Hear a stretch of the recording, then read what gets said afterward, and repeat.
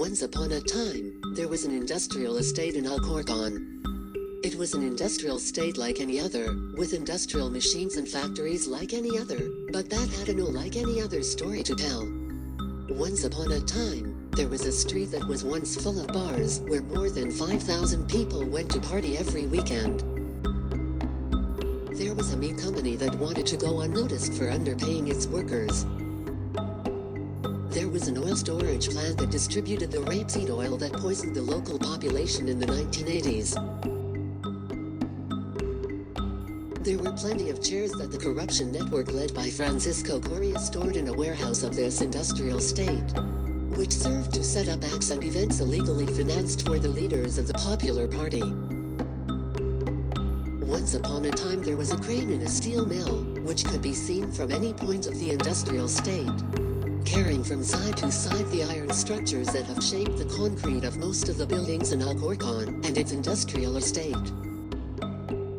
There was a concrete factory that lost a worker who was loading a 26,000 kilogram truck on his own at 3 o'clock in the morning. There were some abandoned greenhouses on the way to Polvoranca's park, because the economy favored the production of cars and machines instead. There was a wasteland where workers of the city council stored objects like urban furniture and construction machinery, as if they suffered diogens.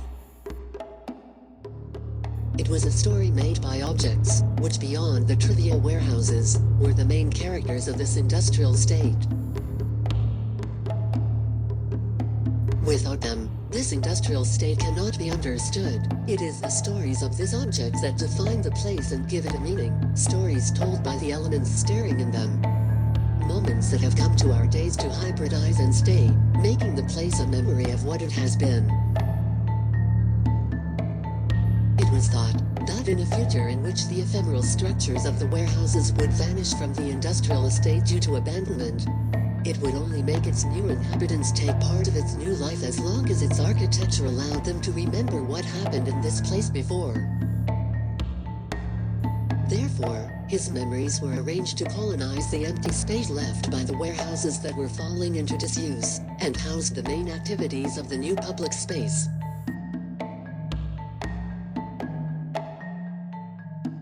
That was how the old oil containers became to contain books, and together with the greenhouse structures found on the way to Polvoranca's park, gave rise to a new library.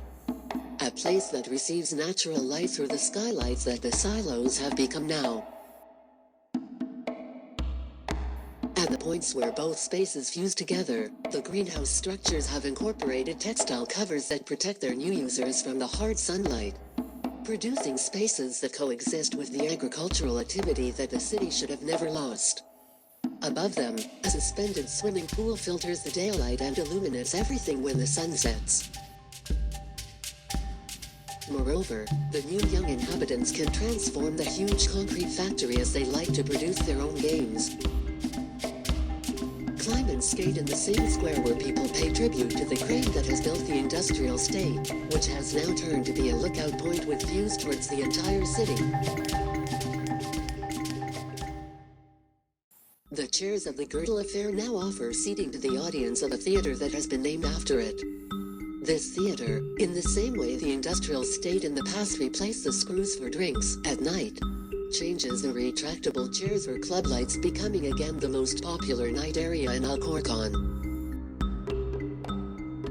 The electricity pylons, which will not be needed in the future for electricity transport, have been used to fold and unfold the textile cover of the event hall. From the superior catwalk, it is also possible to see activities that take place underneath. And the refugees were finally welcomed into the emergency dwellings built with the urban furniture and machines abandoned at Alcorcón City Hall, where the sign that was previously hanging in Madrid City Hall could be proudly hung up here. On the ground floor, the old industrial buildings and objects made the new structure. A structure whose geometry also speaks to us about memories by respecting the shape of the characteristic industrial trusses of the warehouses that are still in operation. The sloped roofs have been used to set spaces for performing arts, pools and sports facilities that maintain a continuous dialogue with the ground floor areas. This new construction also hosts the new housing dwellings and offices of the companies that bring life to the new district. The new structure is characterized by its flexibility, which covers large spans with minimal impact on the floor plan. The knots of this structure function as layman's game, allowing the addition or subtraction of elements as required by the future of this story. The materials that cover the structure try to resemble the first settlers of the industrial state, turning out to be the improved version of the old ones. Concrete and technical installations are also visible elements in the interior spaces of the new structure. And the facades were made by vacuum tubes or phase change materials to reduce energy consumption almost to zero. Following the concept of reuse, the housing dwellings were made by recycling containers, a process that generated two different types. One's designed for nomadic users like students, a space that can be transformed into degrees of privacy. Connected with other dwellings through balconies oriented towards the elements that have given the neighborhood its new identity. There were also some dwellings that combined living and working spaces for users who came here to stay. The new companies did not hesitate to reuse the old industrial buildings for production, and benefit from the areas that the new structure offered over them, where they placed their research areas.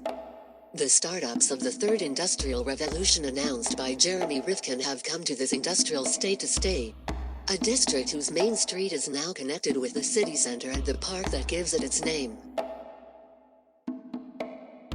This is how this story has come to me, and now, it is in the hands of its inhabitants the opportunity to continue writing it.